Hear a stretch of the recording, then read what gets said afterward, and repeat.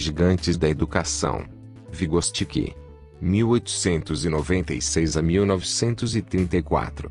Lev Semenovich Vygotsky foi um psicólogo bielorrusso, descoberto nos meios acadêmicos ocidentais depois da sua morte, aos 38 anos.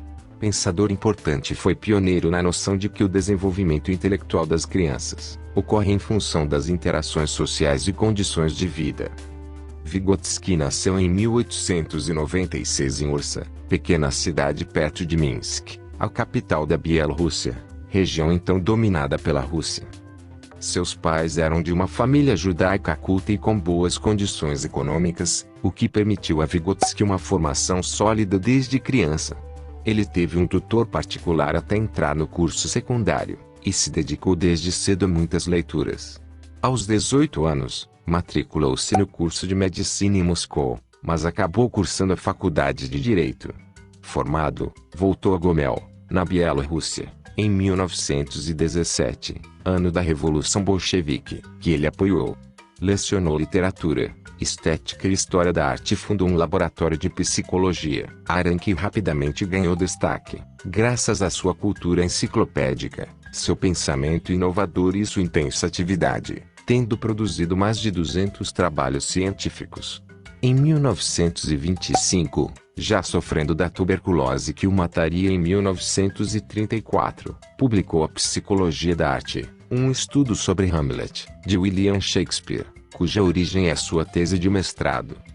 Cronologia. 1896, nasceu em Ursa, na Bielorrússia. 1917, quando estudante na Universidade de Moscou, foi um leitor ávido e assíduo, de temas como linguística, ciências sociais, psicologia, filosofia e artes. 1917, conclui seus estudos em Direito e Filologia, conjunto de conhecimentos necessários para se interpretar um texto.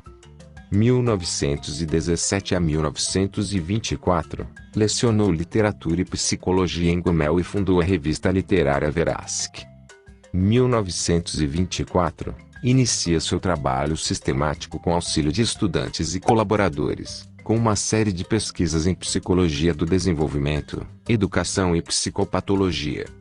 Participa do 2 Congresso de Psiconeurologia, estudo das interações entre cérebro e mente, em Leningrado, onde expõe com uma clareza impressionante para um jovem de 28 anos, o tema da relação entre reflexos condicionados e comportamento consciente do homem. 1925 a 1934, lecionou Psicologia e Pedagogia em Moscou e Leningrado. 1934, morre vítima de tuberculose. Relação homem-ambiente. Os estudos de Vygotsky sobre aprendizado decorrem da compreensão do homem, como um ser que se forma em contato com a sociedade.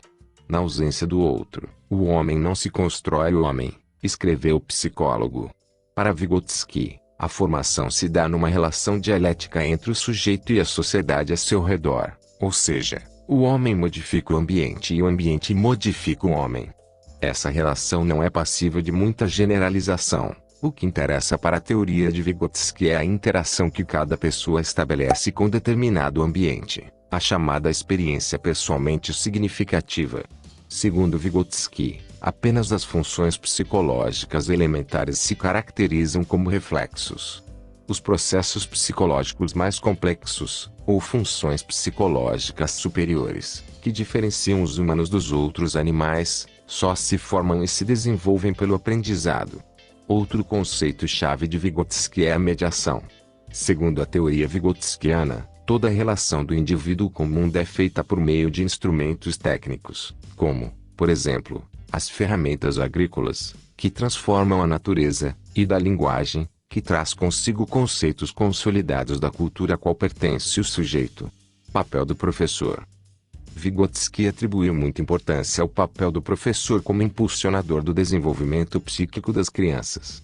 A ideia de um maior desenvolvimento conforme um maior aprendizado não quer dizer, porém, que se deve apresentar uma quantidade enciclopédica de conteúdos aos alunos. O importante, para o pensador, é apresentar às crianças formas de pensamento, não sem antes detectar que condições elas têm de absorvê-las. Alguns conceitos. Para Vygotsky, O desenvolvimento mental da criança é um processo contínuo de aquisição de controle ativo sobre funções inicialmente passivas. Desenvolvimento intelectual e linguístico da criança, relacionado à interiorização do diálogo em fala interior e pensamento. Desenvolvimento do agrupamento conceitual das crianças, onde inicialmente há um amontoado de conceitos, depois um complexo de conceitos, pseudoconceitos e, finalmente, conceitos verdadeiros. A capacidade de impor estruturas superiores no interesse de ver as coisas de modo mais simples e profundo é tida como um dos poderosos instrumentos da inteligência humana. Essa capacidade evita que, ao contato com novos conceitos, a criança tenha de reestruturar os conceitos já incorporados.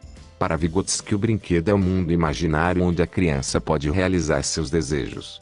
Zona de desenvolvimento proximal é a lacuna entre aquilo que o indivíduo pode realizar sozinho e aquilo em que ele vai precisar da ajuda de alguém. Palavras-chave: internalização, mediação, professor e objetos. Desenvolvimento psíquico. Instrumentos técnicos. Zona desenvolvimento proximal. O homem modifica o meio e o meio modifica o homem.